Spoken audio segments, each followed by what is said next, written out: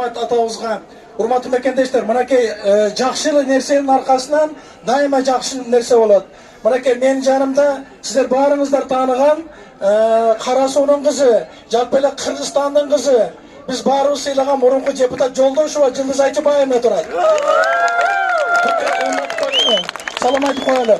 Бирок бүгүн билесизби кандай күн экен? Бүгүн Жылдыз Айтыбаевнанын туылган күнү экен. Урматтуу Жылдыз Айтыбаевна, юбилей 60-ка чыккан күн экен.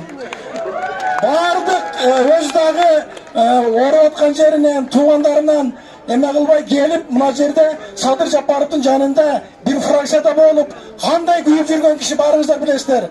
Урматтуу Жылдыз Айтыбаевна, туулган күнүңүз менен чын жүрөктөн куттуктайбыз. Мындай миңдеген адамдардын алдында мындай туулган күндү өткөрүү дагы ар бир инсандын башына келе бербейт. Мына көрдүңүзбү, ырыс кылуу кишисиз. Ömrünüz uzun olsun, elden suyumacı kızı olup, sayası işmer olup жүрө бериңиz. Balacıklarınız teşbih olsun, anda söz sizde. Rahmat. Birinçiden urmattуу mekendештер, кече эле 23 февраль болду. Ошол майрамыңыздар менен биздин аскатоодой болгон мырза жигиттерди куттуктап кетем. Бар болуңуздар, намыстуу болуңуздар. Экинчиси, келе жаткан 8 март аялдардын эң бир жакшы күнү менен, урматтуу айымдар, барыңыздарды куттуктап кетем. Апалар, сиздер аман болуңуздар. Сиздер болбосоңор, мындай айтканда эл болбойт.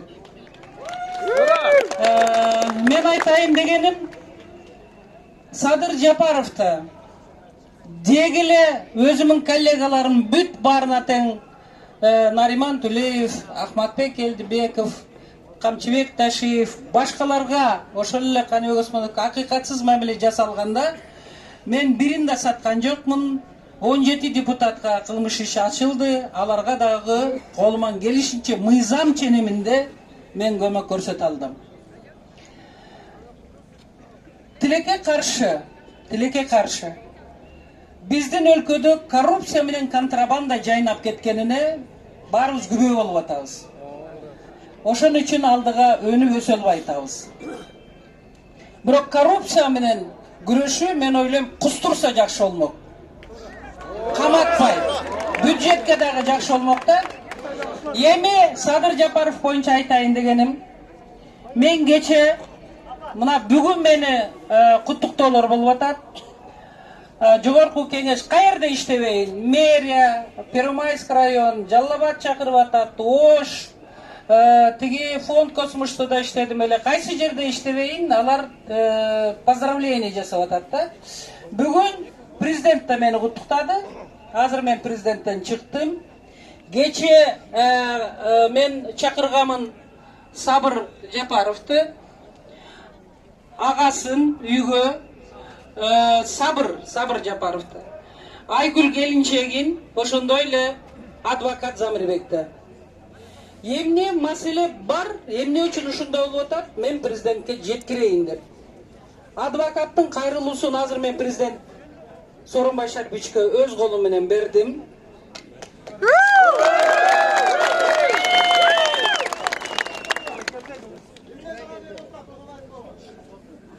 Мени перебивать этпесеңиз, азыр эле айттым го мырза жигиттер деп.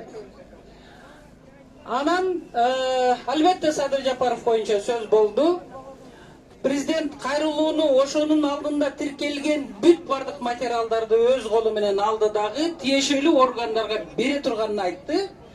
Бирок өзүңөр билесиңер, биз баарыбыз тең айтып атабыз, бардык нерсе мыйзам чегинде чечилсин деп. Ошон үчүн мыйзам бузулуп атабы? 5-каналдан кимиңер көрдүңөр? Менин выступлениямды ошол жерде да айттым. Бүт ошол соц системасы мындай футболит этип атат да Садыр Жапаровдун маселесин. Ошон үчүн азыр бул маселе мыйзам ченемде чечилсин десе, анда баарыбыз тең ошол мыйзамга баш ээли деп атам да. Ал эми ар кимибиз өз оюбузду айтканга акылуубуз. Албетте бизде тынчтык, стабилдүүлүк болушун ар бирибиз каалайбыз. Ал үчүн соттор акыйкат, адилет иштеш керек. Чыңгыз хандын жакшы бир сөзү бар. Справедливость выше закона деген. Ошон үчүн бизде тынчтык болсун. Мына Каныбек Осмонович сөздү бүтүрсөңүз деп атат. Мен бүтүрөм, Каныбек Осмонович. Мен барыңыздарга тең ден соолук, ийгилик каалайм. Садыр Жапаровдун маселеси мыйзам чегинде чечилип, акталып, боштондукка чыгышын мен каалайт элем. Барыңыздар аман болуңуздар. Провокацияга жол бербегиле.